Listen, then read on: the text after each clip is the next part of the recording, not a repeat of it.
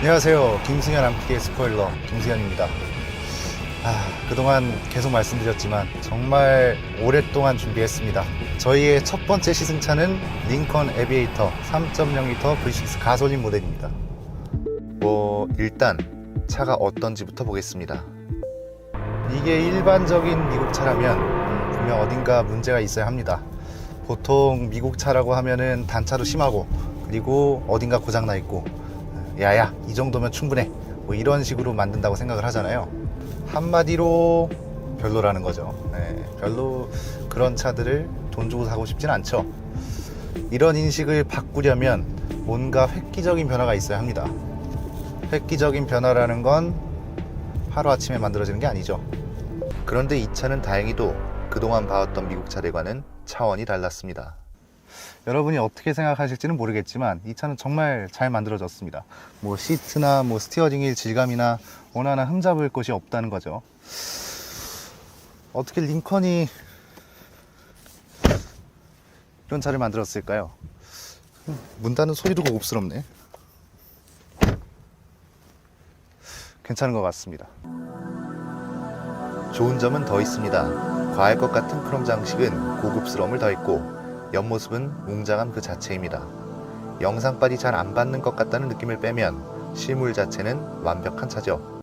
최근에 외신 기사를 보면서 한 문장에 크게 공감을 했습니다. 과거의 미국 차는 품질과는 거리가 멀었고 독일 차보다 낮은 급의 수입차로 인식이 됐습니다. 국산 차보다는 비싼 차를 타고 싶지만 독일 차를 사기엔 부담스러운 사람들이 사는 차였죠. 역설적으로 용기가 있어야 사는 차이기도 했고요. 그런데 이 차는 내실을 갖추기 시작한 미국 차입니다.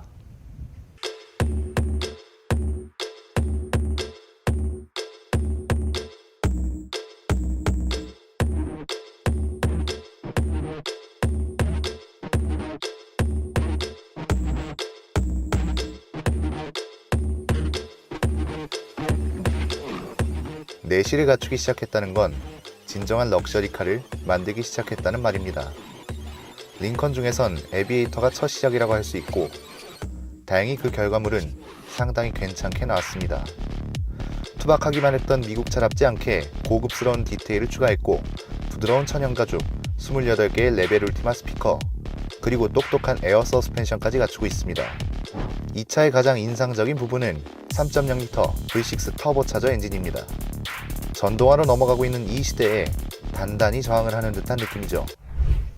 플러그인 하이브리드 모델도 있지만 저는 무조건 가솔린 모델을 타겠다고 했습니다. 링컨 쪽에서도 플러그인 하이브리드 모델을 타겠냐고 물었지만 단호하게 거절했습니다. 지금이 아니면 못할 것 같은 느낌이 들더라고요. 그냥 한번 보세요. 언젠간 사라질지도 모르는 고배기량 엔진이잖아요. 요즘은 다들 프렁크다 보다 해서 엔진이 있어야 할 자리에 다른 걸 넣고 있습니다. 일단 링컨은 소심한 것 같지는 않습니다. 친환경으로 가고 있는 와중에 대배기량 가솔린 모델들을 출시하고, 그렇다고 디젤 모델만 들여오는 행동도 안 합니다. 판매량보다는 진짜 링컨을 사고 싶은 사람들만 공략하겠다는 의지로 느껴집니다. 해석하기 나름이겠지만 브랜드 자존심 하나는 제대로 지키고 있는 것 같습니다. 그래서 그 결과는 405마력을 냅니다. GV80보다 25마력 더 높은 거죠. 배기량은 더 적은데 말이죠. 덩치가 커서 뒤뚱거릴 거라고 생각하신다면 큰 오산입니다. 생각보다 말을 잘 듣습니다. 그리고 스포츠 모드로 바꾸면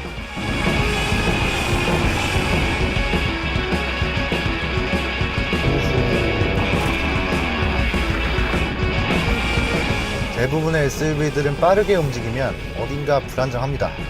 조금만 속도를 못 줄이면 가드레일을 들이받을 것 같은 그런 느낌이 들죠. 그런데 이 차는 에어 서스펜션이 큰 역할을 합니다. 승차감을 좋게 만들어줄 뿐만 아니라 움직임도 똑똑하게 만들어준다는 겁니다. 10단 변속기도 타이밍을 꽤 잘 잡습니다. 변속을 하다 보면, 스포티하게 움직이다 보면 이게 8단 변속기인지 10단 변속기인지 헷갈릴 정도로 타이밍을 잘 잡습니다. 10단 변속기라고 해서 이질감이 전혀 느껴지지 않는다는 거죠. RPM을 올릴 때마다 정말 짜릿한 걸 느낄 수 있습니다. 밸런스가 상당히 좋습니다. SUV에 대한 편견을 깨주네요. 덩치도 크고 생긴 것도 웅장하지만 안에 타는 순간 전혀 다릅니다. 최대 토크는 57.7토크입니다. 계속 극적으로 몰아붙여도 피로함이 없습니다. 그게 이 차의 장점입니다. 어떠한 상황에서도 편안하죠. 일상적인 주행에서는 정말 편안합니다. 비록 빨리 달릴 때는 순간 무섭다는 생각도 들지만 막상 달려보면 정말 편합니다. 심지어 스포츠 모드에서도요. 본질을 다시 찾기 위해 컴포트 모드로 전환했습니다. 잠깐 잊을 뻔했는데요. 이 차는 편안하게 타라고 만들어진 차죠. SUV가 승차감도 별로고 세단보다 못하다는 소리들을 많이 하잖아요. 물론 저도 세단을 좋아합니다. 그래서 세단만 타고 있고요. 그런데 이 급에서는 그렇게 의미가 있는 얘기인가 싶긴 합니다. 예를 들면 이 차에는 에어 서스펜션도 들어가 있고 무게중심도 낮고, 그리고 일반적인 세단에서는 볼 수 없는 고급스러움으로 모든 걸 꾸몄습니다. 눈으로 볼 때는 투박해도 실제로 만져보면 확 다르다는 걸 알 수 있습니다. 미국 차의 단점들을 많이 이야기하지만 저한테는 그렇게 중요하지 않았습니다. 사실 미국 차가 불편하다는 말은 많이들 합니다. 물론 차 자체가 불편하다기보다는 서비스 센터라든지 차 외의 것들이요. 특히 수리비 같은 게 터무니없다고 하는 게 제일 대표적이죠. 그런데 사실 차에 대한 평가만큼은 잘 모르겠습니다. 지금까지 미국 차들을 정말 많이 타봤고 실내가 90년대에서 온 것 같은 느낌만 빼면 모든 게 만족스러웠습니다. 그런데 지금은 너무 많은 게 바뀌었고 실내도 더 이상 촌스럽지가 않습니다. 내실을 갖췄다는 말이 그래서 어울린다는 거겠죠. GV80과 비교를 한다면 저는 단호하게 말씀드릴 수 있을 것 같습니다. 물론 요즘 나오는 제네시스가 많이 발전한 건 사실입니다. 정말 많이 발전했습니다. 그런데 GV80하고 비교를 한다면 무조건 다른 차를 고를 것 같습니다. 물론 그 다른 차에는 이 차도 포함되어 있겠죠. 만약에 G80이나 GV70이었다면 모르겠습니다. 그 차들은 진짜 잘 만든 차들이거든요. 그런데 GV80은 아닙니다. 스포티하지도 않고 그렇다고 승차감이 편안하지도 않습니다. 세대 교체가 된다면 달라지겠지만 일단 지금은 아닙니다.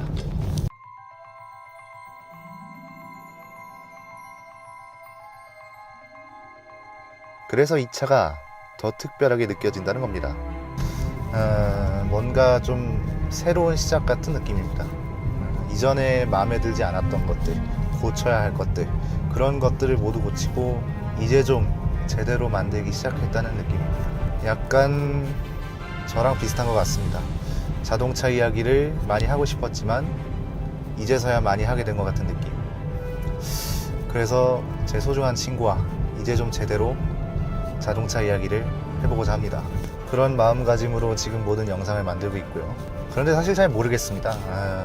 이 시승기 제작이 정말 많은 돈이 들어가고 있고, 그래서 저희가 계속 PPL 해주실 분들 그리고 후원사를 찾고 있는 거겠죠. 정리하자면 링컨이 정말 차를 제대로 만들기 시작한 것 같습니다. 모든 미국 차들은 처음부터 이렇게 나와줬어야 한다고 생각을 합니다. 그리고 저도 그렇고요.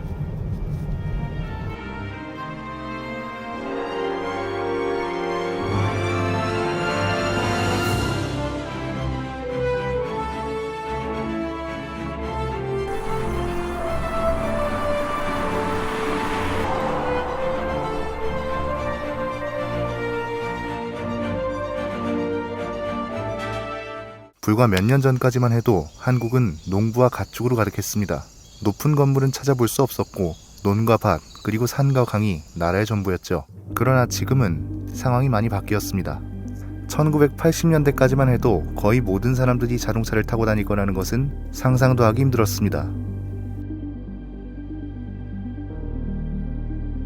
그러나 30년이 지난 지금은 여가를 위해 미니밴을 사고 싶다는 상상을 하고 그게 현실이 된 지 오래입니다. 특히 우리나라에선 카니발이 대표적입니다. 영어로 카니발은 축제를 뜻합니다. 그래서 연예인들이 타고 다니는 차를 축제차라고 부르기도 했죠. 그러나 이제는 연예인만 타고 다니는 차가 아닙니다. 대한민국을 대표하는 패밀리카가 됐고, 미니밴이지만 미니밴스럽지 않은 실내와 SUV가 따라올 수 없는 실용성을 갖췄습니다. 대시보드는 요즘 트렌드에 맞춰 디자인됐고, 옵션 사양은 고급차만큼 풍부합니다.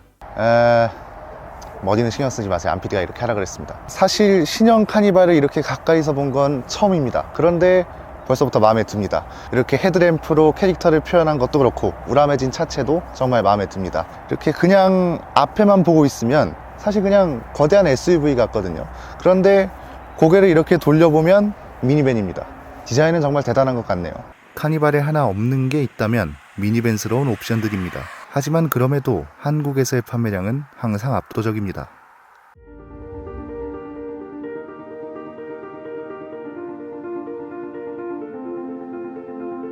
그렇습니다. 이 차에는 혼다처럼 진공 청소기도 없고, 그렇다고 크라이슬러처럼 바닥으로 사라지는 시트도 없습니다. 대신 한국인들이 좋아하는 연비 좋은 디젤 엔진과 버스 전용 차량과 같은 다양한 혜택들이 있죠. 그 덕에 한국에서 세 번째로 가장 많이 팔리고 있습니다. 그 말은 한국인들한테 최적화되어 있다는 소리겠죠. 미니밴을 타고 있지만 미니밴이 아닌 승차감 좋은 SUV를 타고 있는 느낌입니다. 꽤 좋네요. 세단만큼 편하다는 건 글쎄요, 잘 모르겠네요. 그런데 승차감이 미니밴 치고 좋은 건 맞고, 웬만한 SUV들보다 좋은 것도 사실입니다. 솔직히 뭐 대시보드만 보면 K8인지 소렌토인지 잘 구분이 안 될 정도입니다.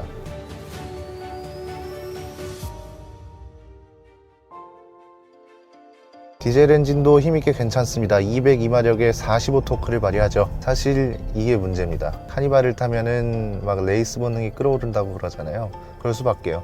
이렇게 육중한 차를 세단처럼 편하게 타고 다니니까 밖에서 보면 더 난폭해 보일 수밖에 없는 겁니다. 생각을 해보세요. 똑같은 속도와 움직임으로 작은 차를 타는 거랑 큰 차를 타는 거는 다르잖아요. 더 눈에 잘 띄고 더 위협적입니다. 아마 처음 이 차를 타시게 되면 크기 때문에 부담스러웠다가 어느 순간 세단처럼 편하게 몰고 다니는 자신을 발견할 수 있으실 겁니다. 그런데 그런 건 다 상관없습니다. 한국의 가장들이 많이 선택하는 이유가 이거 말고도 차고 넘치거든요.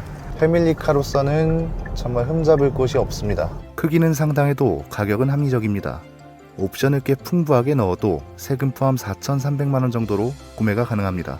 그리고 오늘은 이 차를 조금 다른 시각으로 보기 위해서 한국을 대표하는 국제도시 송도를 찾았습니다. 카니발을 설명하기에 완벽한 장소죠.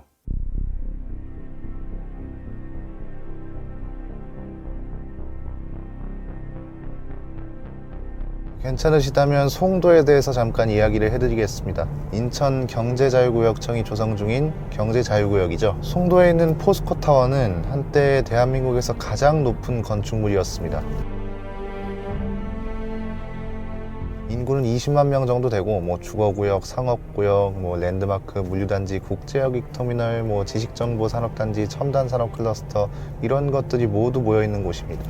알고 보면 카니발하고 정말 잘 맞는 도시죠. 생각을 해보세요. 불과 30년 전까지만 해도 대한민국에 이런 도시가 생길 거라고 생각이나 했을까요? 마찬가지입니다. 30년 전까지만 해도 카니발이 한국에서 세 번째로 많이 팔릴 거라고 생각이나 했을까요? 아마 이런 차가 나올 거라는 상상조차 못했겠죠. 경제도 그렇고 자동차 소비 문화도 그렇고 굉장히 빠르게 변화하고 있다는 겁니다. 그 중에서도 그걸 가장 잘 대변해주는 게 카니발이고요. 좀 더 자세히 알아보기 위해 도심 외곽으로 차를 몰고 나갔습니다. 도심에서 하는 또 다른 것들이 눈에 들어왔습니다. 이게 우리가 알던 기아차라면 어딘가 문제가 있어야 합니다. 아무리 판매량이 많아도 커뮤니티 같은 곳을 보면 이상하게 문제없는 차를 보기가 힘듭니다. 거기에 길들여진 사람들도 꽤 많고요. 그런데 실제로도 좀 문제가 있습니다. 솔직히 디젤 카니발은 아직도 왜 타는지 잘 이해가 안 됩니다. 주행을 시작하면 모르겠지만 정차 시에는 진동이 최악입니다. 그리고 안전벨트를 끼우는 이 부분이 요철을 지날 때마다 부딪혀서 플라스틱 소리가 납니다. 그리고 뒷좌석 시트에는 새 한 마리가 살고 있는 것 같습니다. 시승 내내 끼룩끼룩거리면서 울고 있네요. 이게 GV80의 고질병이기도 한데 카니발한테도 문제가 있는 걸 보면 시트 납품에 무언가 문제가 있는 것 같습니다. 그런데 이런 문제가 있음에도 판매량이 상위권이라는 건 뭔가 선택할 수밖에 없는 이유가 있다는 거겠죠. 차를 세워두고 살펴보면 그 이유를 더 자세하게 알 수 있습니다. 여러분이 가정이 있고 자녀가 있다면, 그리고 사람도 태우고 짐도 싣고 싶다면 굉장히 좋은 선택지가 될 수 있습니다. 특히 수입 미니밴의 가격이 부담스럽다고 하면 그냥 고민 없이 사시면 됩니다. 디젤 엔진이 싫다면 가솔린 엔진을 선택하면 되고, 4천만 원 내외로 산다면 가장 합리적입니다. 수입 미니밴하고 비교하면 2천만 원 정도 저렴한 거죠. 사람도 많이 태울 수 있고 짐도 실을 수 있고 요즘 유행이라는 차박도 무리 없이 가능합니다. 한번 보실까요?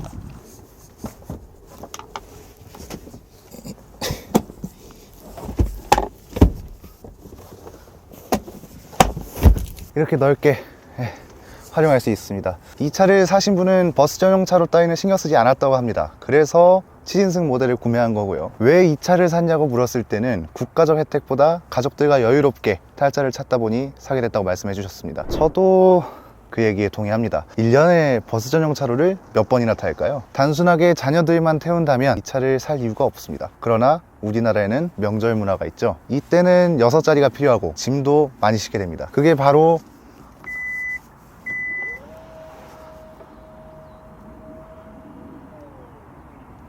SUV 대신 이 차를 사는 이유가 아닐까요? 한국의 시대상을 아주 잘 반영한 차라는 건 분명한 것 같습니다. 이번 카니발은 잘 만들어졌다고 할 수 있습니다. 아마 이전 세대 카니발 때문에 기아가 많이 되어서 그런 걸 수도 있습니다. SUV처럼 생긴 앞모습, 세련되어 보이도록 노력한 뒷모습, 최대한 세단처럼 보이도록 꾸민 실내 뒤에는 공명음이라는 치명적인 문제가 숨어 있었습니다. 그 중심에는 이 디젤 엔진이 있었습니다. 그리고 기아는 엔진 마운트를 개선해서 이 공명음을 해결했다고 했고요. 단순히 부품 하나 때문에 멀미를 유발했다는 거죠. 뭐 일단 그렇다고 하는데, 일단 제가 시승하는 동안에는 공명음을 느낄 수 없었습니다. 그래도 만약에 이 차를 산다면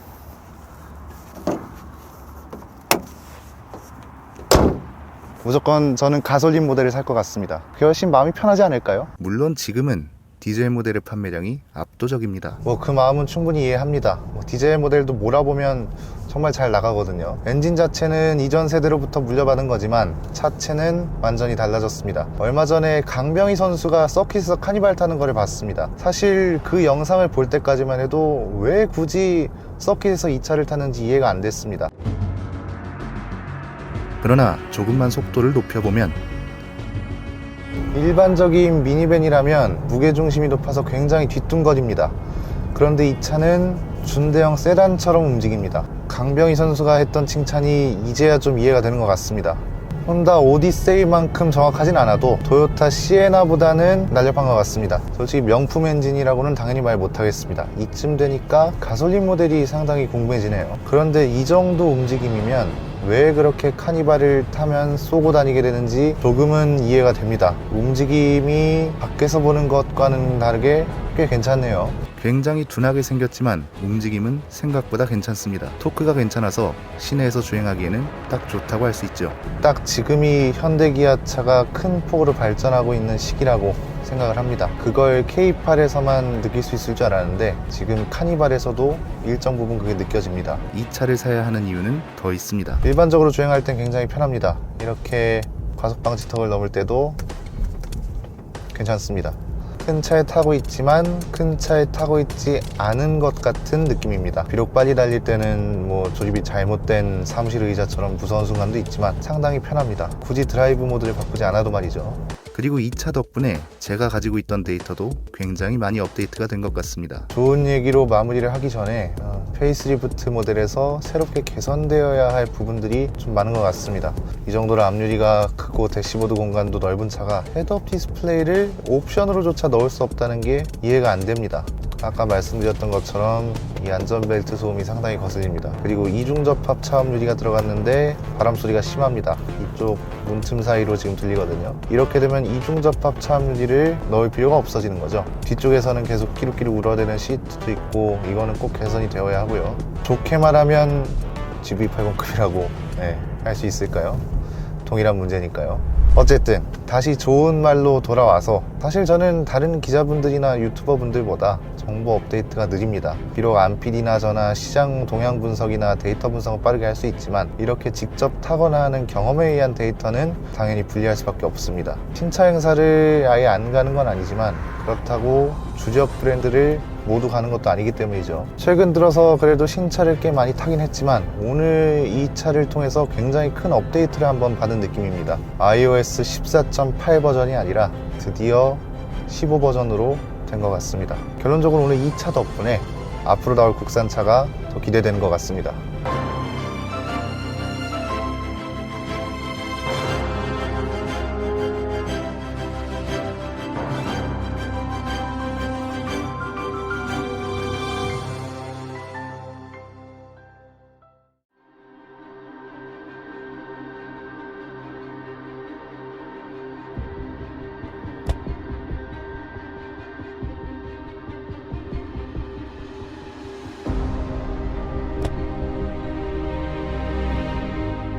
이번에 탈 차는 이겁니다.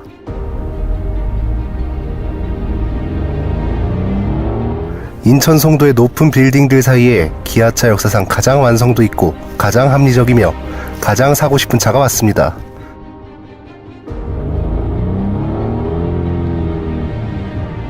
누군가는 KF94 마스크처럼 생긴 앞모습이 싫다고 말하기도 합니다. 그런데 그건 상관없습니다. 검은색으로 사면 되거든요. 일단 중요한 건 이 차는 굉장히 합리적이라는 겁니다. 트렁크는 골프백을 넣기에 충분합니다. 이렇게 아무 생각 없이 짐을 던져놔도 된다는 거겠죠. 그리고 이전 세대랑 다르게 이름도 바꿨습니다. 덕분에 더 윗급의 차를 탄다는 느낌으로 차를 탈 수 있다는 거겠죠. 그리고 실내도 넓어서 저같이 이렇게 큰 사람도 편하게 탈 수 있습니다. 문제는 시트 포지션이 좀 높다는 겁니다. 그래서 스티어링 휠을 좀 뒤로 세팅을 하고 시트를 약간 뒤로 해서 누운 듯이 세팅을 해주면 됐습니다. 편하네요.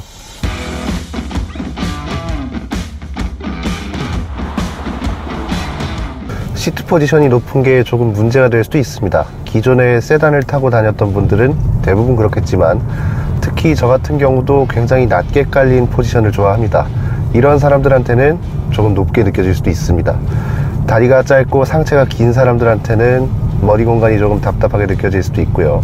시트에 많은 기능을 넣고 디자인은 스포티하게 하려다 보니까 이렇게 된 것 같습니다.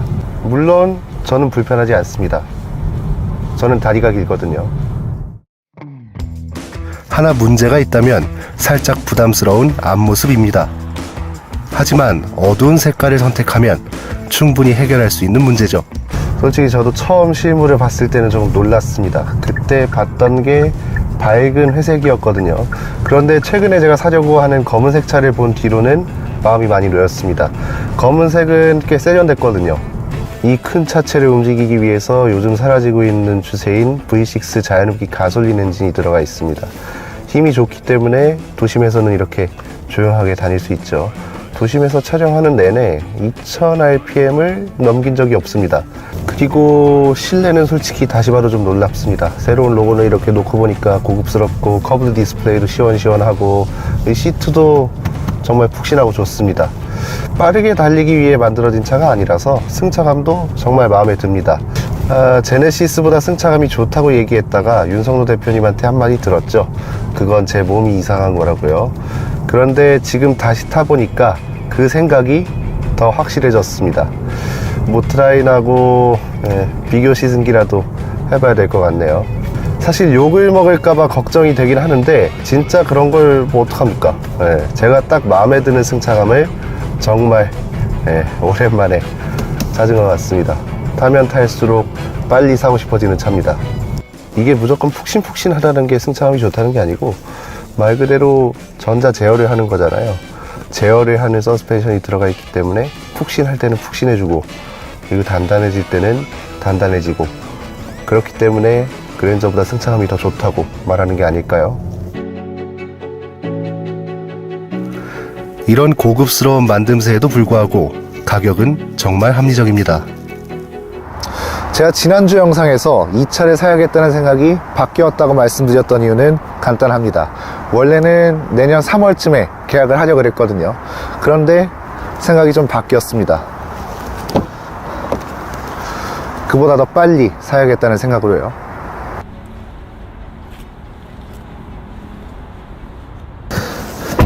가장 큰 이유는 승차감이었습니다. 전자제어 서스펜션을 넣지 않는 건 이 차에 대한 예의가 아니라고 느껴질 정도였거든요.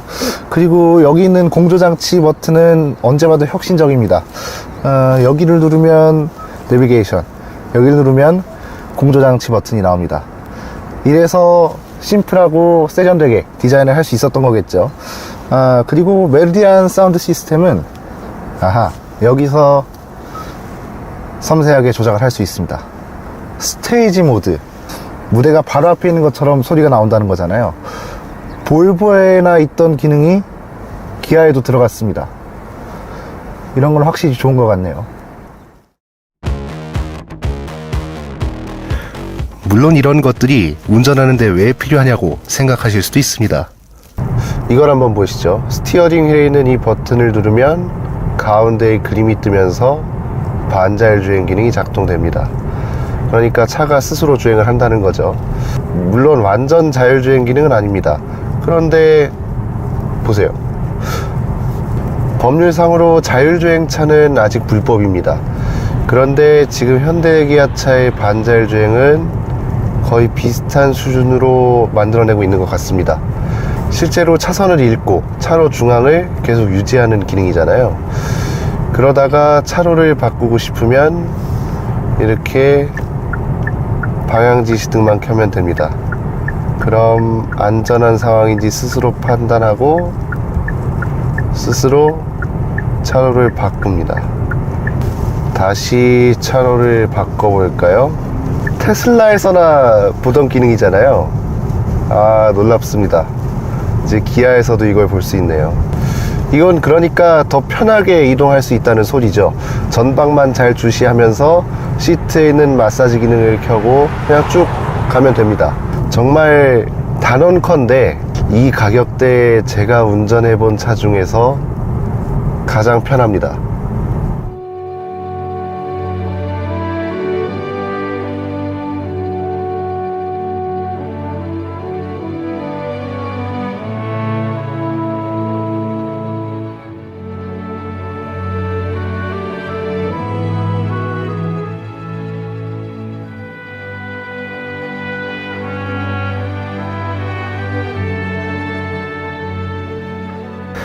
이 차는 정말 마음에 듭니다. 이 가격대에 살 수 있는 차 중에 최고라고 할 수 있습니다. 아마 이번에야말로 기아가 차를 본격적으로 제대로 만들기 시작했기 때문에 그런 걸 수도 있습니다. K8은 그동안 볼 수 없었던 푹신한 서스펜션과 스포츠백 디자인, 스포티하지만 길게 뻗은 옆모습, 커브드 디스플레이, 그리고 오래 앉아도 편안한 시트를 갖췄습니다. 하지만 이 차의 가장 인상적인 부분은 3.5L V6 자연흡기 가솔린 엔진입니다. 기아가 속해 있는 현대차 그룹은 본격적으로 전동화를 선언했습니다. 그렇기 때문에 전기차를 계속해서 만들고 출시하는 거겠죠. 그래서 이 V6 자연흡기 가솔린 엔진이 더 특별하게 여겨집니다. 사실 요즘 나오는 전기차들은 모두 혁신적입니다. 자동차라는 말보다는 스마트 기기라는 말이 더 잘 어울릴 정도로 똑똑하죠. 그런데 아직 이 내연기관 엔진이 주는 감성은 따라오지 못하고 있습니다. 아니면 어쩌면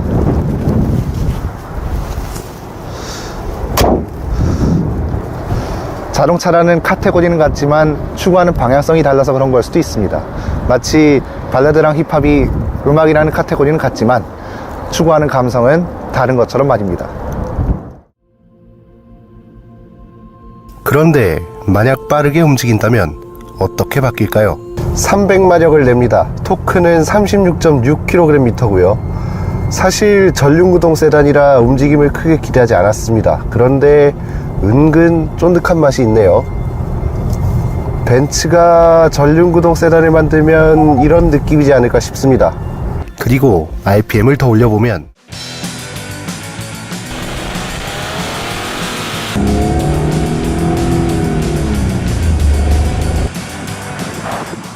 자연흡기 엔진의 매력이 여기에 있는 겁니다. 터보차저 엔진은 밟은 그 순간부터 확 치고 나가버립니다. 그런데 이건 자연흡기 엔진이기 때문에 서서히 밀고 나가는 게 매력적이고 엔진 스트로크가 짧아서 소리도 더 카랑카랑합니다. 고급 브랜드에서나 느낄 수 있던 소리를 기아에서도 느낄 수 있다는 거죠. 변속기 반응도 이런 성격의 차라면 나쁘지 않습니다. 차를 좋아하는 사람이라면 전기차를 타보기 전에 고배기량 자연흡기 엔진을 무조건 타봐야 합니다. 첫 차로 전기차를 타는 것보다 훨씬 넓은 시야를 가질 수 있을 겁니다. 정말 필수입니다. 스포츠카만큼 빠르다고 하면 거짓말이겠지만 적어도 답답함을 느낄 새는 전혀 없었습니다. 이 차는 기아에서 두 번째로 급이 높은 중대형 세단입니다. 그 정도 위치와 가격이면 장점이 골고루 많이 있어야 합니다. 그게 바로 이 차의 가장 큰 매력입니다. 평범하게 달릴 때는 엄청 조용하고 크루즈선을 탄 것처럼 푹신합니다. 비록 가끔 앞차에 비치는 모습이 마스크를 쓴 것 같아서 놀랄 때도 있지만 검은색 차를 사면 해결되는 문제입니다. 정말 편합니다. 심지어 이 스포츠 모드에서도 말이죠. 사실 오늘 내용이 정말 편향적이라고 느껴지실 수도 있습니다. 그런데 애초에 그럴 수밖에 없습니다. 이 차가 처음 나왔을 때 타본 그 순간부터 지금까지 한순간도 마음에 들지 않은 적이 없었고, 실제로 이 차를 사려고 안피디와 열심히 일을 하고 있습니다. 문제는 직접 타보지 않은 사람들한테 무시당하기 딱 좋은 차라는 겁니다. 그런데 직접 타보면 그런 소리 못 하실 겁니다. 이런 소리까지는 안 하려고 했는데 저는 이 차가 올해의 자동차라고 생각합니다. 이 가격대에 이 정도로 편한 V6 중대형 세단은 어디에도 없을 겁니다. 그래서 저는 촬영하면서 한 번도 안 해봤던 행동을 저지르고 말았습니다. 촬영이 끝나고 송도에 있는 기아 매장으로 가서 계약을 했습니다.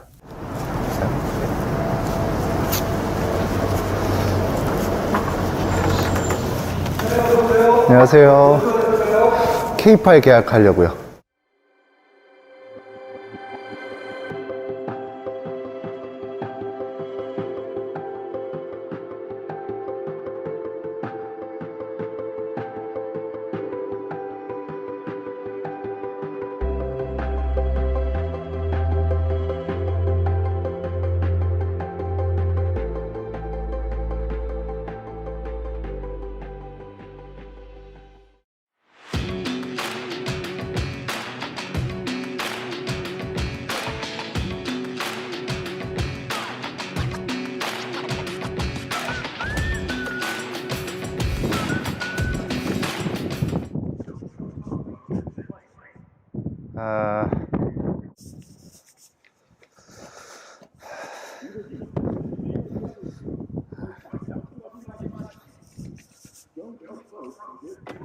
아하.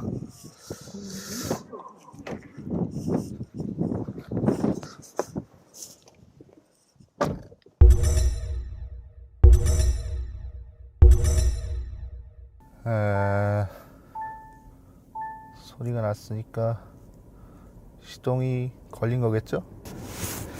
출발을 해보겠습니다.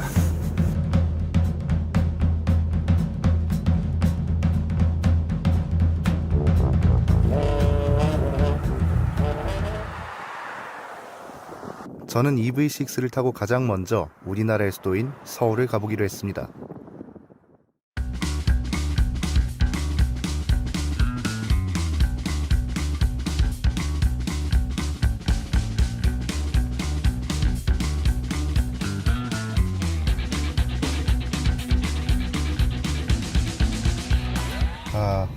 방금 전하고 옷이 다른 거는 이해를 좀 해주십시오. 코트를 원래는 입고 하는 건데 너무 추워서 도저히 안 되겠더라고요.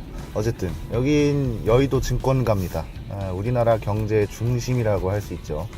방송국은 상당수가 상암동으로 떠났지만 아직 증권가는 여의도가 가장 건재합니다. 이게 섬이라는 게 느껴지지 않을 정도로 잘 발달을 했죠.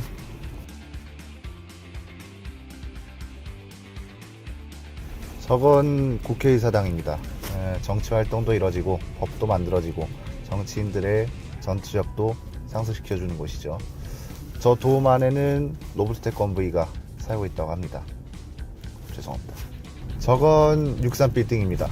사실 저희 때까지만 해도 우리나라에서 가장 높은 빌딩은 63빌딩이다 이렇게 배웠었는데 롯데월드타워한테 그 타이틀을 뺏긴 지 오래입니다. 그래도 뭐 여전히 상징적인 빌딩은 맞는 것 같네요. 저건 현충원입니다. 전쟁이나 사고로 순직하신 분들을 모시는 곳이죠. 이런 곳에서는 조용하고 얌전하게 예의를 지키면서 달려야 합니다. 이런 면에서는 전기차가 좋네요. 저건 배달 오토바이입니다. 그리고 제 옆으로는 지금 한국의 택시가 오고 있습니다. 고마운 존재인 건 맞는데 항상 내가 시킨 음식과 상관없는 오토바이들은 조심해야 합니다. 오, 지금 K택시와 K배달 오토바이의 위상을 제대로 보여주는데요. 조심해야 합니다. 항상. 여긴 양재 심내숲입니다. 왜인지는 모르겠는데 전혀 이 장소와 상관없는 대한항공 희생자 위령탑과 삼풍백화점 참사 위령탑이 이 공원 깊숙한 곳에 위치하고 있습니다. 아마 이 사실을 처음 아신 분들도 계실 텐데 이런 건 미국을 보고 배웠으면 좋겠습니다. 잘 보이지도 않는 곳에 위령탑을 놓으면 무슨 소용인가요? 그리고 바로 앞에는 윤봉길 의사 기념관이 있습니다. 이런 역사적인 장소는 경주나 가야 볼 수 있을 거라고 생각하는 분들이 많은데 알고 보면 서울에도 이런 장소가 정말 많습니다. 한국의 수도 서울의 명소를 둘러보면서 차를 도시 밖으로 끌고 나갔습니다. 그래서 마음껏 달릴 수 있는 환경이 펼쳐졌죠. 바로 이겁니다. 지난 10년 동안 테슬라만 만들 줄 알았던 걸 기아가 만들어낸 결과물입니다. 스스로 개발하고 스스로 만들어낸 순수 전기차입니다. 우리나라에서 이런 차는 너무 먼 나라 이야기 같았습니다. 비록 충전하는 게 짜증나고 엔진 소리가 안 나는 게 어색하지만 아무렴 어떻나요? 어떤 속도에서든 최대 토크를 발휘할 수 있고 움직임도 상당히 쫀득합니다. 이게 사실 아이패드를 사는 거랑 비슷합니다. 굳이 필요는 없지만 괜히 사고 싶어서 사는 그런 거라는 거죠.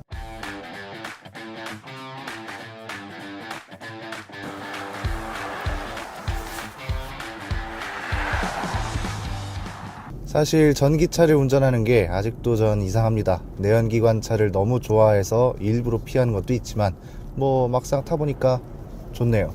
스포츠카스러운 성능의 후방 카메라, 열선 시트, 통풍 시트, 심지어 메르디안 스피커까지 있는 차를 보조금의 도움을 받으면 4,800만 원에 살 수 있습니다. 남의 돈으로 차를 더 싸게 살 수 있다는 거죠. 이 정도 성능의 가격은 M5의 절반도 안 됩니다. 도심 외곽에 도착했음에도 우리나라의 명소 투어는 계속됐습니다. 여긴 사회교과서에서나 많이 보던 시화방조제입니다. 저는 가까워서 여길 꽤 자주 옵니다.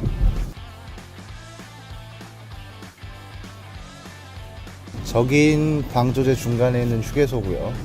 저기서 파는 떡볶이랑 콜팝이 꽤 맛있습니다. 이따가 사 먹어야겠네요.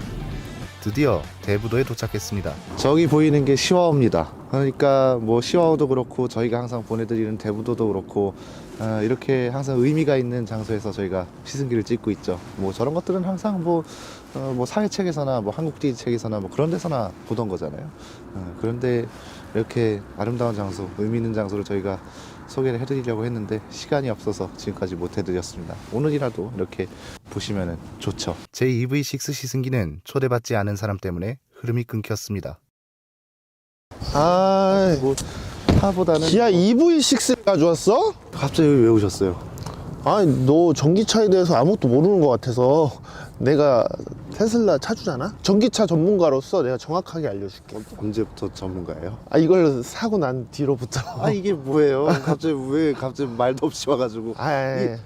이게 테슬라는 진짜 이거보다 장점이 너무 많아. 왜 저게 왜요? 뭐가 좋아요? 우선 이 차량은 뒷자리가 너무 좁고 둘이서 운전하기엔 너무 괜찮은 이게 차가. 좁다고요? 좁아.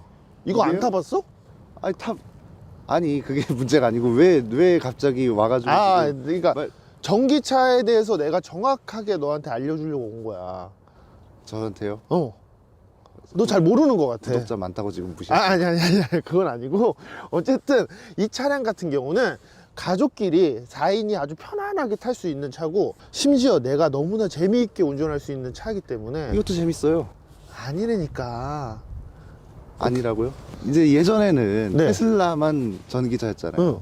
지금은 아니잖아요. 지금 기아도 전기차를 만들고 현대차 그룹이 전기차를 만드는데 아니 이게 지금 전기차 만든 시점이 레벨우가 다르다고. 얘는 한참 전부터 만들었잖아. 행사장 가셨죠? 어. 손님 왜 안 오셨어요? 솔님? 오늘 그때 EV6 좋다 그러셨잖아요. 그래서 안 데려오셨네. 너 근데 언제부터 국산차를 이렇게 좋아하게 됐어?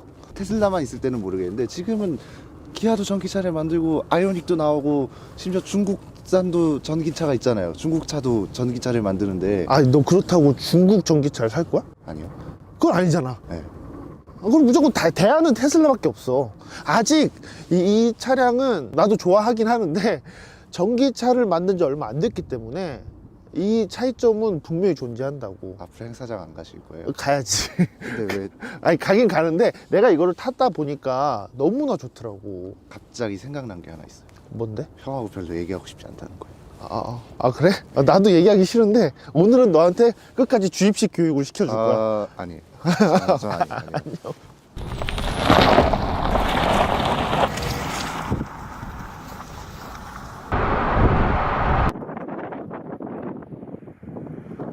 죄송하지만 이건 저희 채널이고 제가 찍는 시승입니다.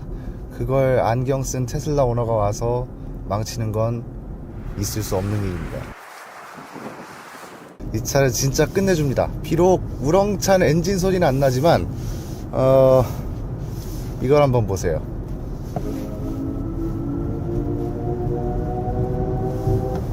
전기차는 이런 걸 하라고 만들어진 차입니다. 이 미래지향적인 소리와 저세상 가속감, 진짜 온 신경을 곤두서게 만드네요. 세상에.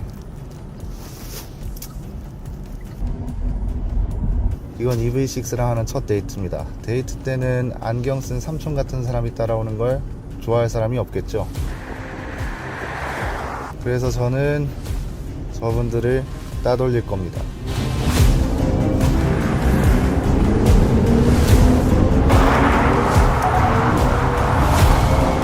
이 대결은 다윗과 골리앗의 대결이라고 할 수 있을 것 같아요.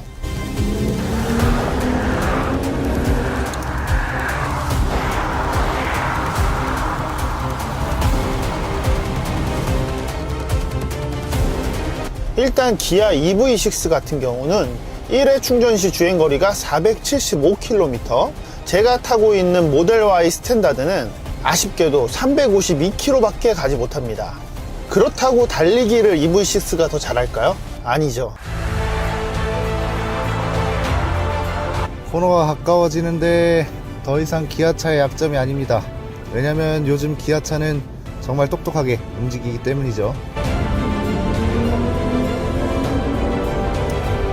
기아 EV6의 가속력과 펀치력은 당연히 전기차기 때문에 어느 정도 좋긴 좋아요. 하지만 테슬라 모델 Y만큼의 그 엄청난 가속 성능을 보여주진 않습니다. 이 차량은 심지어 스포츠 모드도 없습니다. 컴포트와 노멀 모드만 있는데요. 지금 노멀 모드인 상태에서 한번 밟아볼게요. 와, 이게 말이 되냐고. 제가 이거 탈 때마다 놀랍니다, 진짜. 5만짜리 유튜버가 20만짜리 유튜버를 기아차로 따돌려주고 있습니다. 이게 정말 가능한가요?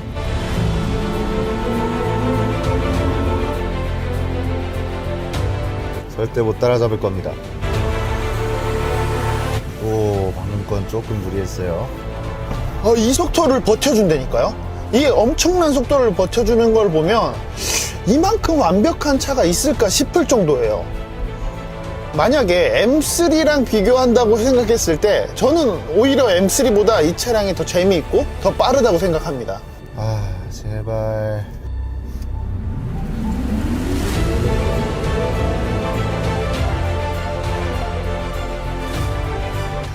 어디 갔어? 어떻게 그런 차로 도망갈 수가 있지? 이왕 이렇게 됐으니까 제가 모델 Y에 대해서 상세하게 설명해 드릴게요. 이 차는 테슬라 모델 Y 스탠다드 모델이기 때문에 듀얼 모터가 아니라 후륜에만 모터가 들어가 있는 싱글 모터 모델입니다. 그렇기 때문에 제로백이 듀얼 모터보다는 살짝 느릴 수는 있지만 후륜 구동 모델이기 때문에 저처럼 스포티한 주행을 좋아하시는 분들한테는 딱 좋은 차라고 생각을 해요. 뒷바퀴에서 밀어주는 그 아찔한 그 느낌이 너무나 좋거든요. 아마 스팅어 풀옵션이 와도 이 차량한테는 안 될 거라고 생각합니다. 제가 테슬라 모델 Y를 구매하고 몇 개월 동안 주행을 하면서 느낀 점은 솔직히 말해서 승차감이 너무나 편안하고 그런 차는 아니에요. 하지만 기아 EV6보다는 실내 공간이 월등히 넓고 개방감이 좋기 때문에 가족끼리 타기에 너무나 좋은 차라고 생각해요. 그리고 이 차량은 타면 탈수록 차라기보다는 IT 기기에 좀 더 가까운 것 같습니다. 그게 이 차량의 매력이 아닐까 싶습니다. 움직임도 날렵하고 첨단 기술의 집약체라고 할 수 있지만 아쉬움이 있는 거는 사실입니다. 처음에 이 차를 타면 딱 놀라는 점이 이 바로 대시보드예요. 대시보드에 계기판이 없고 이 아이패드 같이 생긴 엄청나게 큰 디스플레이 하나만 있는 거죠.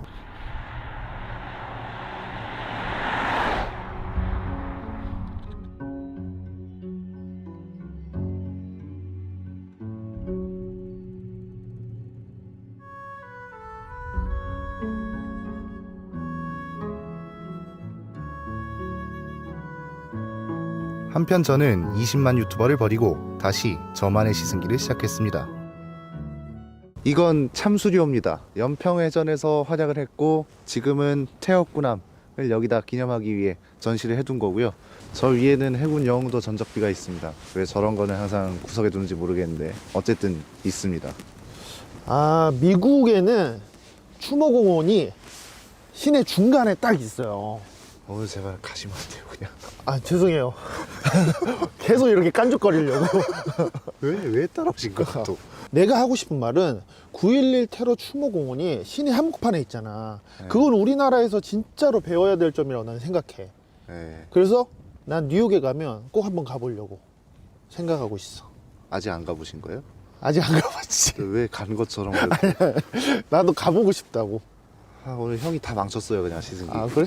미안해. 미안하면 가시라고 제발. 아니야. 오늘 너에 대한 그 전기차의 상식을 내가 깨부수러 나왔기 때문에 어쩔 수가 없어. 이거 20만 유튜버가 5만 유튜버 학살하는 거예요. 아, 그래? 이제 너도 곧 20만 될 것 같은 느낌에 약간 불안해서. 그래서 방해를 하러 온 거예요. 그치. 만약에 이거 조회수가 안 나오잖아요. 응. 그럼 형이 다 망친 거예요. 네가 다 망친 거지. 저 왜요? 아니, EV6보다 테슬라가 좋다는 건 누구나 다 아는 사실이잖아. 왜 그걸 누가 정했어요? 아니, 전기차 타시는 분들이라면 다 아실 거야. 테슬라가 당연히 더 월등하다는 사실을. 아니에요. 아니, 너 이렇게 계속 아니다 하면 테슬라 오너분들이랑 나랑 이렇게 합심해가지고 와가지고 악플을 미친 듯이 쓸 거야. 아니에요. 아, 알겠어. 너 악플 조심해. 아니라니까요. 내가 이거를 지금 몇 개월 동안 타면서 느낀 단점들이 좀 있어. 네. 뭐 화가 많이 났니? 아예 해보세요. 네. 일단 이 차량은 회생제동의 그 세기, 강도를 조절할 수가 없어. 네. 그래서 좀만 타면 나는 괜찮은데 옆에 타는 사람이나 뒤에 타는 사람들은 항상 뭔가 멀미가 심해진다는 얘기를 꼭 들어. 네. 그리고 이 차량은 분명히 이중 접합유리거든? 네. 근데 풍절음이 어마어마해. 워낙에 이 차량은 속도가 빨리빨리 나가잖아. 네. 그래서 그런지 모르겠는데 엄청난 바람 소리가 계속 들어와. 그래서 그거는 진짜 바보 같아, 이건. 그것만요? 아니, 또 있어. 또요? 또 있어. 그리고 이 차량의 뒤에 서스펜션이 어떤 느낌이냐면 약간 판스프링 같은 느낌이야. 엄청 통통 튀어. 그래가지고 하드한 주행 성능 같은 경우는 괜찮은데 편안한 주행 성능감은 좀 아닌 것 같아. 이런 것들이 조금 바보 같아. 조금이라고요? 아이, 너 또 내가 또 장점 한번 보여줘야지. 일로 와봐. 앞으로 와봐. 봐봐. 아하, 이 프렁크. 이 EV6에 프렁크 있나? 아, 그러니까 있긴 있는데 요만하지 않아?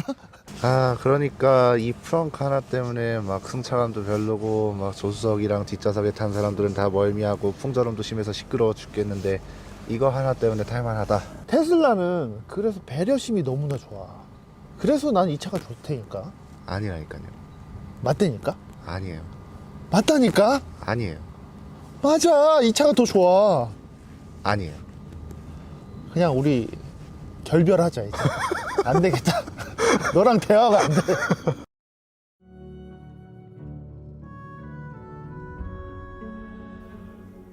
이쯤에서 저는 집에 간다고 뻥을 치고 20만 유튜버를 진짜 집으로 돌려보냈습니다. 그런데 제가 누군가요? 제대로 된 이야기를 들려드리기 위해서 다시 대부도를 찾았습니다.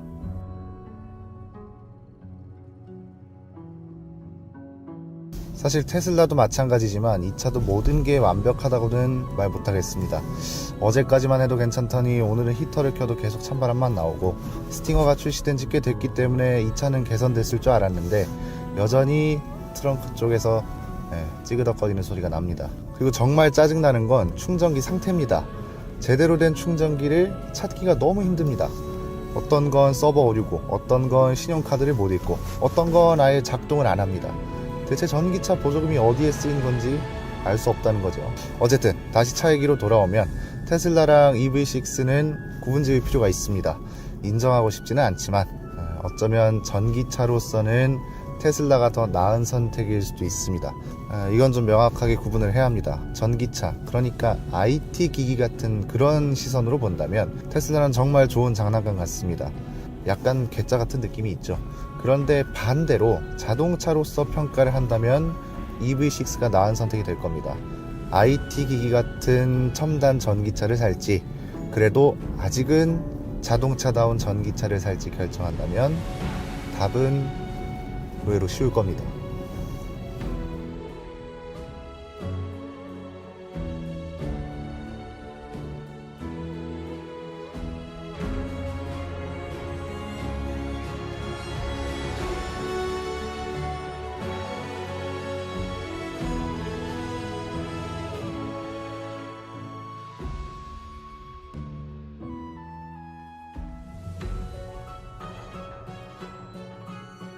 오늘은 자동차 시승기 역사상 가장 웅장한 레이스를 하나 해볼까 합니다. 자정이 되면 저는 이곳 송도에서 출발을 할 겁니다. 대도시 중에 가장 서쪽에 있는 곳이죠. 그리고 저는 정동진역으로 갈 겁니다. 동쪽에 있는 해돋이 명소입니다. 만약 차만 타고 가는 거였으면 굉장히 수월했을 겁니다. 그러나 촬영까지 해야 하죠. 저희 시승기 촬영은 평소 4일에 걸쳐서 촬영을 합니다. 그런데 이걸 반나절 만에 해야 한다는 겁니다. 촬영을 하게 되면 중간중간 멈춰서 주행샷도 따야 하고, 배터리도 갈아야 하고, 카메라 메모리도 갈아야 하고, 그리고 주유도 해야 합니다. 그거를 반나절 만에 다 끝내야 한다는 겁니다. 그리고 중요한 건 출발 시간이 자정이라고 말씀드렸죠. 그러니까 4일 동안 찍는 걸 대략 6시간 만에 모두 마무리를 해야 한다는 겁니다. 그리고 일출보다 빨리 도착을 해야 된다는 거겠죠. 가능할까요? 우주는 가장 강렬한 레이스 트랙입니다. 태양계로 설명하자면 초속 220km의 속도를 낸다고 합니다. 지구는 태양 주변을 초속 30km로 공전합니다. 한마디로 우주는 속도에 미친 신이 만들어냈다는 거죠. 이번 대결을 위해서 준비한 차는 이겁니다. 현대 그랜저입니다.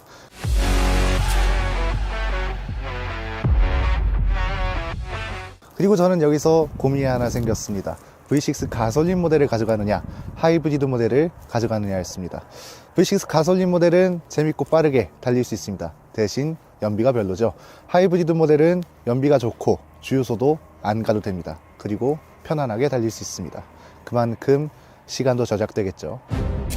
하지만 제 고민은 금방 해결됐습니다. 제가 좋아하는 순수 내연기관차 더 빠른 그랜저를 골랐습니다. 그래서 지금 여러분이 보시는 이 그랜저는 3.3L V6 가솔린 모델입니다.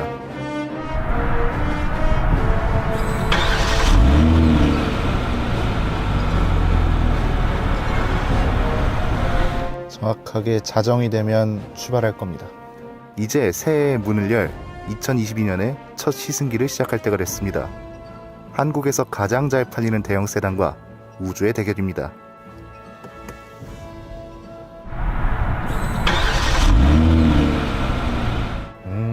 역시 6기통 소리는 언제 들어도 부드럽습니다.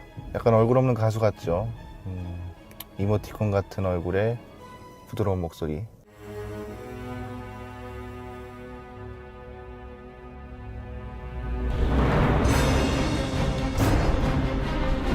자, 출발을 했습니다. 올해 첫 시승기를 이렇게 찍으니까 뭔가 가슴이 웅장해지네요. 세상에 이런 기획이 어딨나요? 한국을 대표하는 세단과 우주의 대결. 참 제 친구지만 안PD의 기획 능력은 부럽습니다. 제가 많이 배우고 있어요. 자, 오늘 일출 시간은 7시 47분이라고 합니다. 정동진역에서도 비슷한 시간대 해가 뜰 겁니다. 그 말은 중간중간 멈춰서 주행샷을 따고 주유도 하고 카메라 배터리도 교체하고 메모리도 교체하면서 260km를 달려야 한다는 겁니다. 해가 뜨기 전까지요. 그 말은 4일치를 6시간 만에 끝내야 한다는 겁니다. 드론 촬영이 없으니까 3일치네요. 한편 태양도 레이스를 시작했습니다. 시속 980km로 그랜저를 추격하고 있습니다. 한 번도 쉬지 않고 말이죠.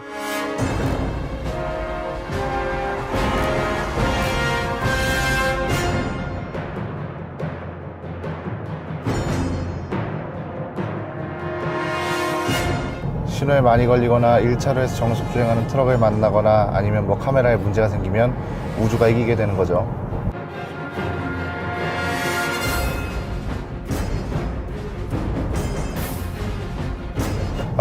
제발.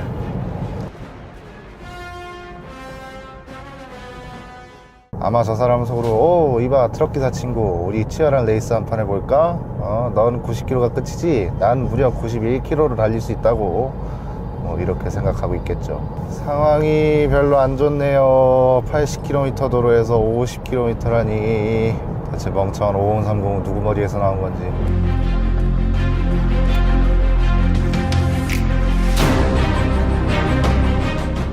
다행히 길이 다시 뚫렸고 우리의 그랜저도 맹렬히 달리기 시작했습니다. 추월합니다. 생각보다 빠릅니다. 애초에 빠른 게 정상이긴 하죠. V6 가솔린 엔진이 290마력을 냅니다. 그동안 도로에서 봤던 그랜저 아저씨들은 그저 편하게 달리고 싶었을 뿐인 겁니다. 충분히 빨리 달릴 수도 있는데도요.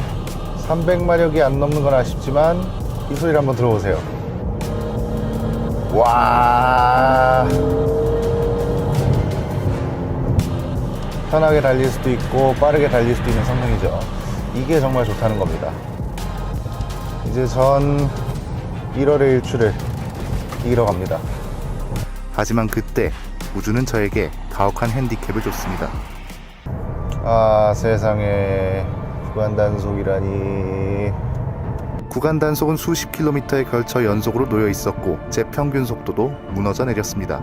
저는 영동고속도로를 100km로 달리고 있습니다. 있지도 않은 사고 위험을 보호하기 위해서 카메라가 설치되어 있고 태양은 카메라 따위 신경 쓰지 않고 저를 추격하고 있다는 거죠. 태양이 이기고 있었습니다. 그 말은 구간 단속이 끝나는 곳부터 미친 듯이 달려야 한다는 거였습니다. 그래, 누가 이기나 해보자. 그랜저는 편하고 빠르게 달릴 수 있는 차입니다. 그러나 빠른 것보다 더 좋은 부분이 있죠. 솔직히 바로 이전 모델까지만 해도 좀 실내가 너무 호텔인 척하는 모텔 같았거든요. 샴푸를 써보면 뭔가 향이 상쾌하지만 어딘가 막 담배 찌른 데가 나잖아요. 내비게이션이 고래밥처럼 생겼었는데 페이스리프트 한번 했다고 이렇게 세련되게 바뀔 수 있나 싶습니다. 디스플레이는 벤츠를 보는 것 같고 앰비언트 라이트도 뭐 은은하게 잘 들어오네요. 가죽도 이렇게 만져보면 촉감이 꽤 괜찮습니다. 심지어 기어 레버도 없고 뭐 수납 공간도 보면은 확실히 좋네요. 실내 디자인만큼은 벤츠를 따라했다 해도 좋을 것 같습니다. 좋은 건 따라하는 게 맞죠. 이것도 좋네요. 더 이상 제 아이폰을 그랜저가 뺏어가지 않습니다. 와, 세상에. 와. 네, 알아채셨겠지만 마사지 시트가 작동하는 거였습니다. 사실 K8처럼 완전한 마사지 시트라고 하긴 어렵습니다. 대신 마사지랑 비슷한 허리 디스크를 방지해주는 기능이 있죠. 허리에 있는 공기주머니가 부풀어 오르면서 허리를 주물러줍니다. 그리고 스피커도 옵션으로 선택할 수 있습니다. 그랜저가 제 아이폰을 USB로 인식시키지 못하고 있을 때 태양은 이미 태평양을 건너고 있다는 걸 알게 됐습니다. 그리고 저는 매년 강원도로 휴가를 가는 여행객들을 고민하게 만드는 결정을 해야 했습니다. 영동고속도로만 타고 가느냐, 동해고속도로로 빠져서 가느냐였습니다. 영동고속도로만 타고 가면 10km 정도가 줄어드는데 이렇게 되면 연료 소모도 적겠죠. 그런데 내비는 동해고속도로로 빠져서 가라고 합니다. 이렇게 하면 거리는 늘어나지만 시간은 줄어듭니다. 현대차의 내비를 한번 밀어봐야겠네요. 다행히 좋은 선택이었습니다. 오늘 뭔가 좀 이상하죠. 그랜저를 타고 이렇게 빠르게 주행하는 것만 보여드리는 게 저로 좀 이상합니다. 그런데 이제 더 빠르게 달릴 겁니다. 스포츠 모드를 켤 거니까요.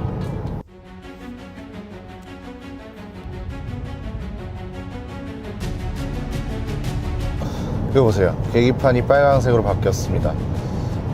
이렇게 하면 가속 페달 반응이 더 민감해지고 감속 마력도 더 강해집니다. 그리고 그랜저는 한국 자동차 제조사가 가장 잘 만드는 전륜구동 세단이기 때문에 다른 차들보다 훨씬 편하게 주행이 가능했습니다. 물론 움직임도 나쁘지 않았습니다. 스포츠카 같다고 하면 거짓말입니다. 그런데 이 정도 속도에서도 편안하다는 건 확실합니다. 이런 고속도로에서는 특히 어떤 속도에서든 편안합니다. 그랜저는 도착까지의 거리를 계속해서 줄여나갔습니다. 강원도가 보이네요. 새벽 4시 20분쯤 레이스가 순탄하게 진행되는 것 같았지만 또 구간 단속 지점을 만났습니다. 굉장히 지루한 순간이죠. 그래서 저는 차가 혼자 달릴 수 있도록 했습니다. 좋습니다. 크루즈 컨트롤을 켰습니다.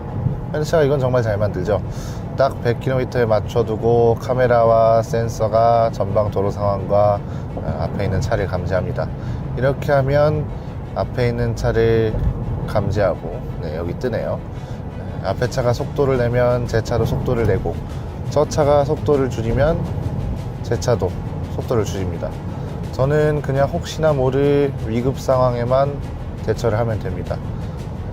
그 외에는 아무것도 안 해도 됩니다. 뭐 앞차와의 거리도 제 맘대로 조절할 수 있죠. 여기 버튼만 누르면 되거든요. 이렇게 안전한 거리로 할 수도 있고 똥침을 놓을 수도 있습니다.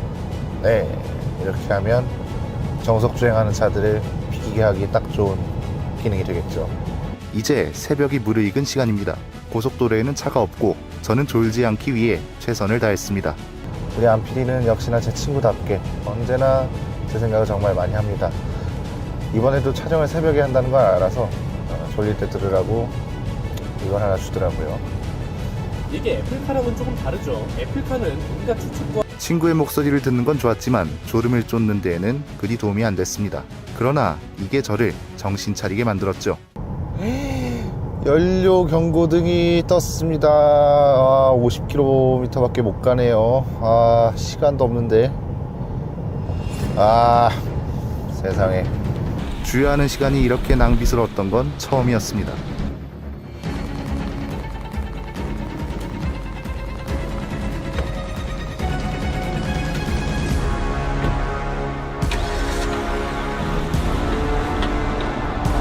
그리고 그만큼 시간을 버렸는데 저에겐 또 다른 장애물이 눈앞에 나타났습니다. 제발. 진짜 이런 거 어떻게 할 수가 없네요. 대체 리밋이 걸려있는 트럭이 왜 1차로를 들어오는 건가요? 진짜. 그러면은 뭐 더 빨리 갈 수 있나요? 진짜 궁금해서 그럽니다.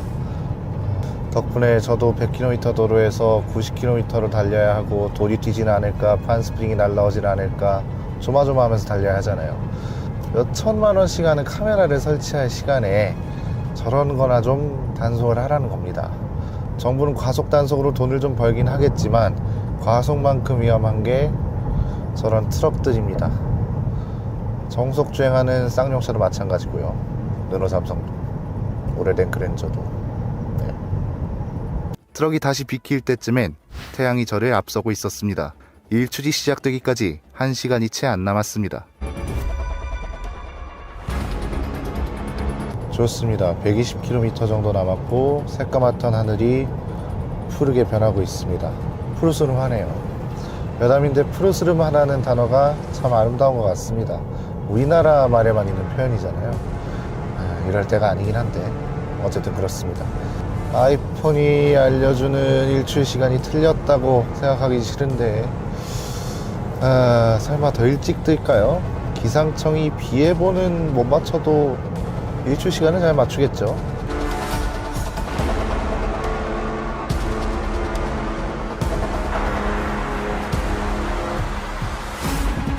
하늘이 점점 붉은색으로 변하고 있습니다. 바깥 풍경도 지금 점점 밝아지고 있죠.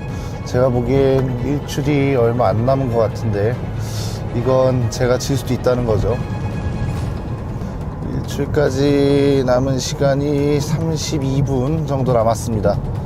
50km 정도 남았는데 이기든 지든 그랜저와 레이스를 하게 되어서 기쁩니다.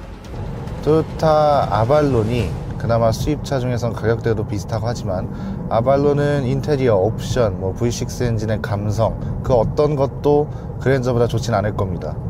수입차로 넘어가는 게 싫은 한국인이라면 이 차를 사는 게 맞습니다. 제발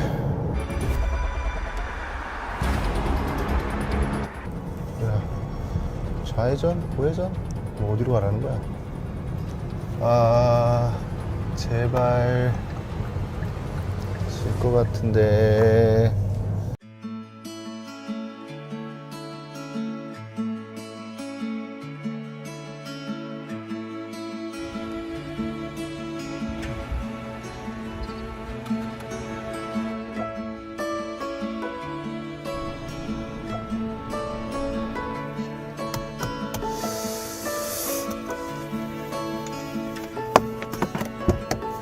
사실 여길 도착지로 정한 이유는 간단합니다. 안PD랑 이 정동진역을 자주 왔었거든요.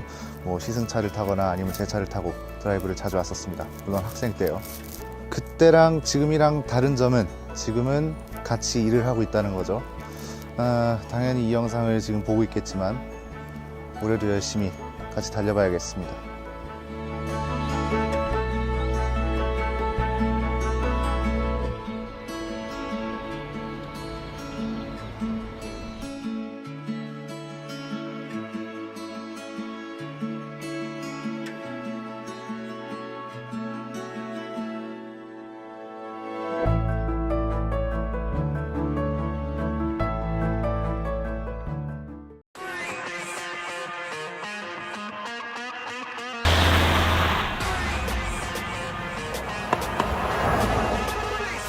드디어 나왔습니다. 쌍용차가 마지막 사활을 걸고 만든 렉스턴 스포츠 칸입니다. 여러분이 이 차를 무시하는 이유는 꽤 많겠지만 가장 큰 문제는 언제나 간단한 법이죠.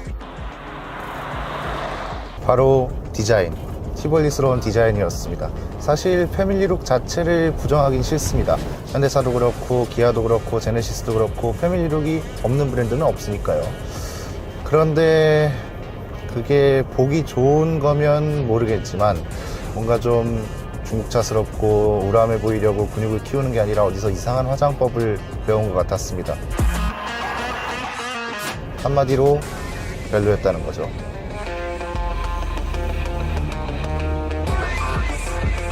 그럼에도 성공할 수 있었던 이유는 한국에서 살 수 있는 유일한 국산 픽업 트럭이기 때문일지도 모르겠습니다. 아니면 아무도 관심이 없던가요? 기본적으로 이 차를 사는 사람들은 두 부류입니다.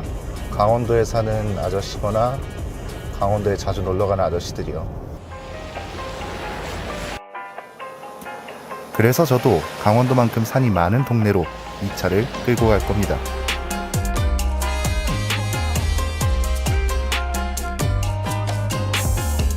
가평은 저한테도 굉장히 의미가 있는 곳입니다. 안PD와 처음으로 시승기를 기획해서 저희 채널의 첫 시승기를 찍은 곳이기도 하거든요. 그리고 안PD랑 학교 다닐 때 MT를 왔던 곳이기도 하고요. 지금은 일을 하러 왔네요.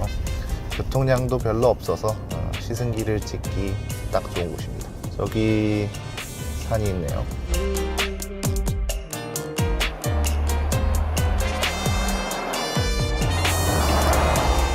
이쪽에도 산이 있고요.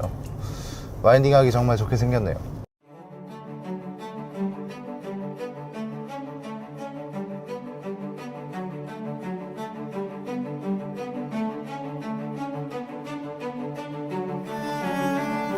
동쪽에 사는 사람들은 이 차가 꼭 필요할 겁니다. 그리고 쌍용차의 최신 업데이트를 받은 렉스턴 스포츠는 수준이 꽤 많이 올라왔습니다.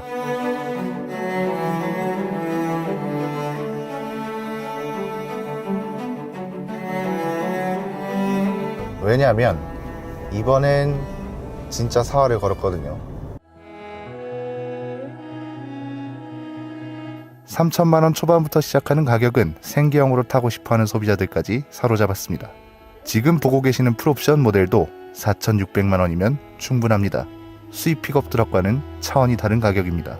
적재 용량도 선택할 수 있기 때문에 입맛에 맞게 선택하면 됩니다.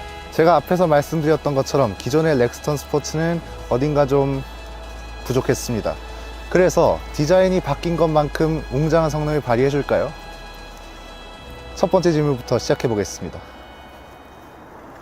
가죽이 얼마나 들어갔고 옵션이 얼마나 좋든 간에 한국을 대표하는 SUV 브랜드라면 이런 것들과도 맞설 수 있어야겠죠.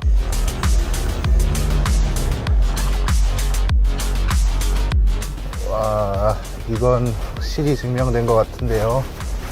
첫 번째로 알아야 할 것은 이건 디자인만 열심히 한 티볼리가 아니라는 겁니다. 이 차는 뛰어난 오프로드 성능과 약간 구시대적이지만 확실한 4륜구동 시스템을 갖췄습니다. 정통 오프로더에서나 보던 파트타임 4륜구동 시스템으로 다이얼만 돌려주면 모든 힘을 네 바퀴에 알맞게 배분해줍니다. 와, 이건 좀 가파른데요. 굉장히 가파릅니다. 겨울이라 땅도 얼어있고요. 그래도 확실히 안정적이네요. 쌍용차는 이렇게 타라고 만든 차죠. 오프로드에 최적화된 타이어까지 장착했고 5링크 서스펜션이 부드럽게 움직여주는 덕에 험한 길도 자유롭게 달릴 수 있습니다. 얼음이다. 겨울이라서 지금 물이 다 얼었거든요. 확실히 다른 때는 몰라도 이런 길을 만나면 쌍용차가 굉장히 듬직합니다. 하지만 저는 생각지도 못한 장애물에 가로막혔습니다. 오프로드 촬영을 마치고 이제 돌아갈 일만 남았고 차를 돌려나갈 길만 찾으면 됐습니다. 그런데 그때 그 일이 터지고 말았습니다.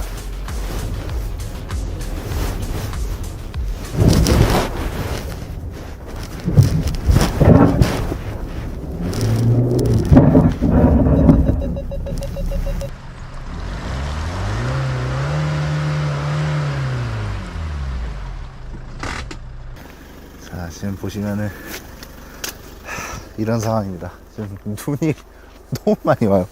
눈도 많이 오고 지금 이쪽은 여기는 괜찮습니다. 근데 지금 얼음이라서 접지력이 전혀 없는 상태고 여기가 문제죠. 이제 미끄러. 오씨, 여기가 지금 이런 상황입니다. 와, 미쳐버리겠네. 지금 심지어 다 걸렸고 여기 지금 이쪽이 제일 심하죠. 아이고, 돌아버리겠네 진짜.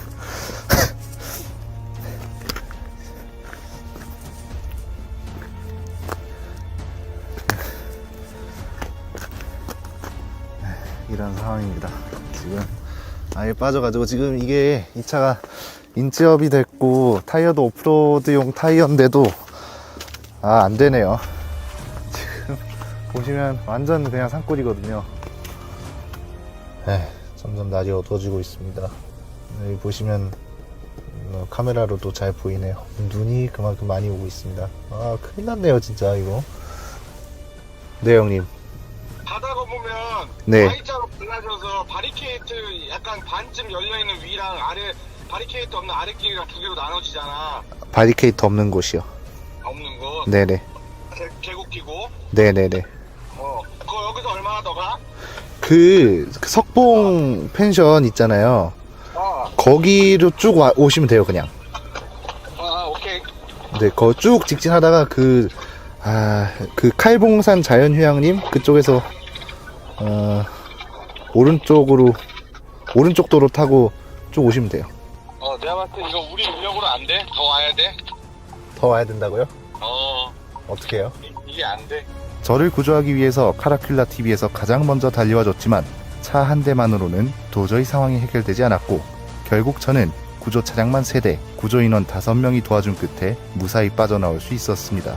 구조를 도와준 사람들은 이곳에 또 오게 되면 정말 큰일이 생길 거라고 말해줬고 제가 갔던 오프로드 코스는 상급 중에 상급이라고 말을 해줬습니다. 그제서야 제가 6시간 동안 고립되어 있던 곳 바로 옆이 아득한 낭떠러지라는 것을 알아차리게 됐습니다. 그래서 저는 우리 채널을 대표하는 안PD와 함께 긴급회의를 했고 안전을 위해 촬영 방향을 대폭 수정하기로 했습니다.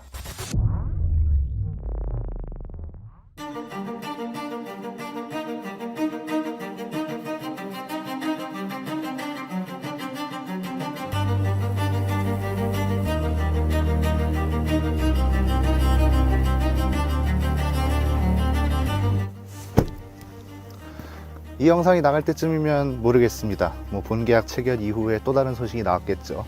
그래도 어쨌거나 중요한 건 자동차입니다. 뭐 돈이 얼마가 됐든 주인이 누가 됐든 간에 차가 괜찮아야 사람들이 사줄 거잖아요. 일단 그냥 보고 있으면 티볼리의 느낌이 전혀 없습니다.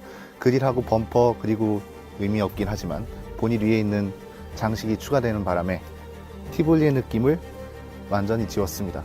그러니까 쌍욕차가 진짜 살리고 싶은 마음이 있다면 애초에 이렇게 나왔어야 된다는 거죠. 그래서 궁금한 건 이 차가 정답이 될 수 있을까요?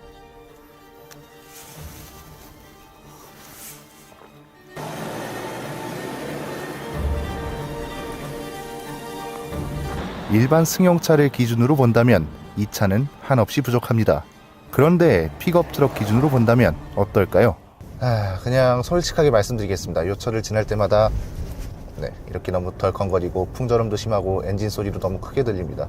그런데 그건 당연합니다. 만약에 이 차가 그랜저고 이런 승차감에 이런 완성도를 가졌다면 저는 그냥 촬영을 안 하겠다고 했을 겁니다. 그런데 이건 트럭이죠. 트럭이라는 기준으로 본다면 사치스럽습니다. 솔직히 말하면 화스럽기까지 합니다. 열선 시트, 통풍 시트, 열선 스티어링 휠, 차로 유지 장치, 크루즈 컨트롤, 심지어 이제는 스마트폰 앱으로 원격 시동까지 걸 수 있다고 합니다. 국내에서 살 수 있는 픽업 트럭들 중에 이렇게 뛰어난 차는 없을 겁니다. 그래서 이게 바로 쌍용차가 앞으로 나아가야 할 방향이라는 겁니다. 사실 이 차의 리뷰를 어떤 식으로 끝낼까 고민을 좀 많이 했습니다. 제가 하는 말이 뭔가 독이 되면 안 될 것 같다는 생각이 들었거든요. 지금까지 쌍용차가 성공했던 사례들을 보면 답은 사실 간단합니다. 에쿠스가 없을 때 체어맨이 나왔고 에쿠스랑 제네시스가 등장하니까 체어맨은 몰락했습니다. 렉스턴도 베라크루즈나 모하비가 없을 때 나와서 성공했고 그 뒤로는 몰락했습니다. 현대차 그룹이 만들지 않는 차, 현대차 그룹에는 없는 옵션, 현대차 그룹은 관심이 없는 차를 만들어야 성공할 수 있는 것이고 지금까지 그래왔다는 겁니다. 강영건 회장께서 그런 말을 하셨더라고요. 쌍용차는 대중 브랜드 차가 되어야 하고 MPV와 세단 모델 라인업도 확대를 해야 한다고요.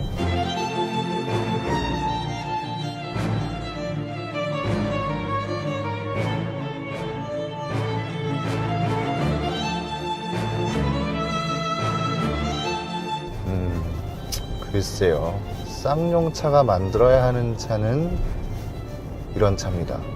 이게 틈새 시장이고 이게 성공할 수 있는 길입니다. 얼마 전에 안PD가 영상에서 그런 얘기를 했습니다. 시대를 앞서갔다는 건 다른 말로 그 시대의 트렌드를 제대로 분석하지 못한 거라고요. 세단으로 가는 게 정말 맞는 걸까요? 방향을 틀기에는 이 차 너무 아깝게 느껴집니다.